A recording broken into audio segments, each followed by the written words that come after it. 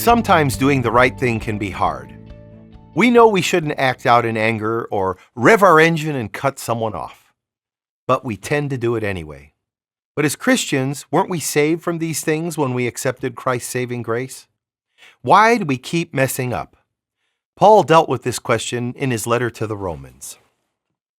So I find this law at work. Although I want to do good, evil is right there with me. For in my inner being I delight in God's law. But I see another law at work in me, waging war against the law of my mind and making me a prisoner of the law of sin at work within me. As fallen human beings, it can feel like we're living between a rock and a hard place. By nature, we're slaves to sin, seemingly drawn back into sin again and again and again. And even as redeemed Christians, it can feel like we're living in an unending cycle. Theologian Karl Barth offers some validation, clarity, and hope about this confusing state. Both the old man of yesterday and the new man of tomorrow is still the old and yet the already new. In complete and utter antithesis, the vita Christiana, the life of the Christian. In conversion is the event, the act, the history, in which at one and the same time man is still wholly the old man and already wholly the new.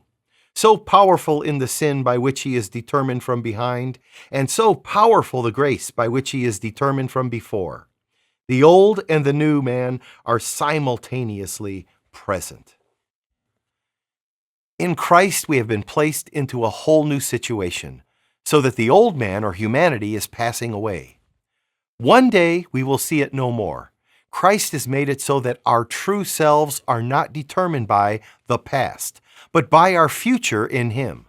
So while we live between the times, between the old and the new, we live in hope of Christ's already accomplished victory.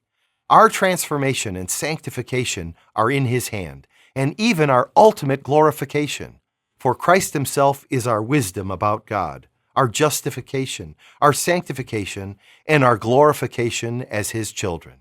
As John Calvin used to say, our whole salvation is complete in Him, and we can count on Him for everything we need from beginning to end.